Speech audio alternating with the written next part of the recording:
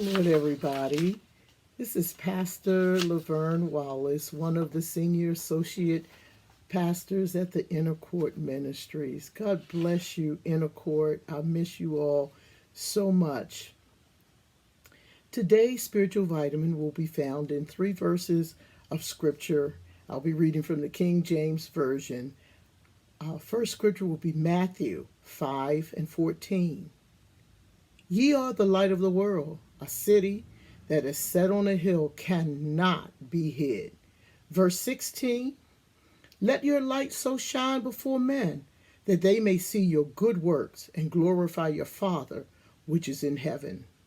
And the last, 2 Corinthians 4th chapter, 6th verse, for God who commanded the light to shine out of darkness have shined in our hearts to give the light of the knowledge of the glory of God in the face of Jesus Christ. The last few days have been a mixture of clouds, precipitation, periods of bright sunshine. Some days started out so cloudy, and then it seemed like just like that, the sun would seemingly burst through and spread its light over our surroundings. You thought the day was just going to be nothing but clouds, but then as you went about doing your work and whatever, you happened to notice that just like that, the sun came. So when we understand what happens on those days that are cloudy or dark, we see a comparison between what seems to be happening in our lives today during this COVID-19 season. And that's exactly what it is, beloved. It's a season. We understand that on the first day, when darkness covered the face of the earth, and God said, let there be light, and there was light. And God saw that light and said it was good, and he called it day. But then on the 4th day, he said, let there be lights in the firmament of the heaven to divide the day from the night. So he made 2 great lights.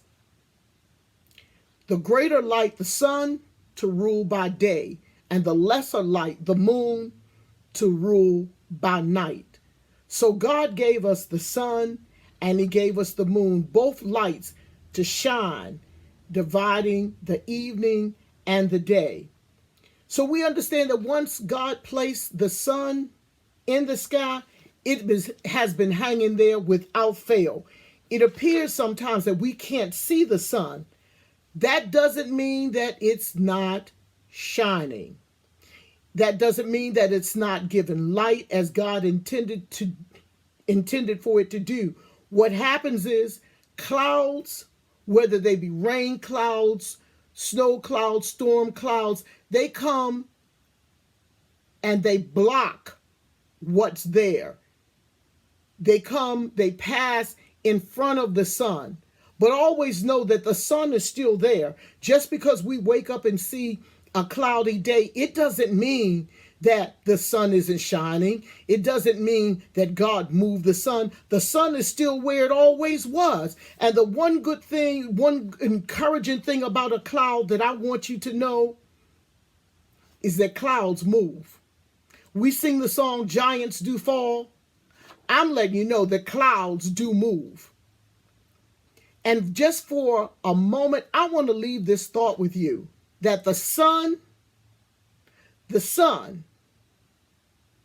is always shining.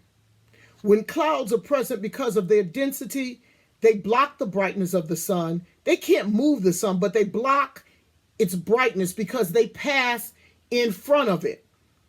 And I know you've had it happen to you that you've looked up in the sky and actually watch clouds as they were passing through, moving right in front of the sun. The sun was standing stationary. It's the clouds that were moving. So my family, I tell you, this pandemic has come and it's cast a dark cloud over us, so much that it's been titled a global pandemic because it covers the whole globe. But I came to inform you that in all of this darkness, sadness, and sorrow, the sun is still shining. The scripture tells us that we are the light of the world. We are light. We are that light because Christ dwells in us. and in him is no darkness at all. We are a city that has been set upon a hill, and it cannot be hid. We are instructed to let our light shine before men so that they may see our good works and glorify our Father which is in heaven. Somebody's watching you to see what you're going to do during this pandemic. David said at one time, "Why they continually say unto me, where is thy God?" And you can answer those doubters when they ask you, where is God in all this? He's still where he was. He's sitting on the throne. And not only is he sitting on the throne, he dwells in me. I know we've experienced some dark days, some unhappy days, some sorrowful days, some days of uncertainty, days filled with all kind of emotions. But our Bible tells us not to think it strange concerning this fiery trial, which has come to try us as though some strange thing happened. The pandemic, yes, it's strange to us. We've never known life like this before, but it's not strange to God. The scripture goes on to say, but rejoice inasmuch as ye are partakers of Christ's suffering, that when his glory shall be revealed, ye may be glad also with exceeding joy. We have Jesus Christ. We have Jesus Christ, the Son of the living God, abiding on the inside of us. And he's greater in us than he that's in the world. Be comforted to know that God has shined in our hearts.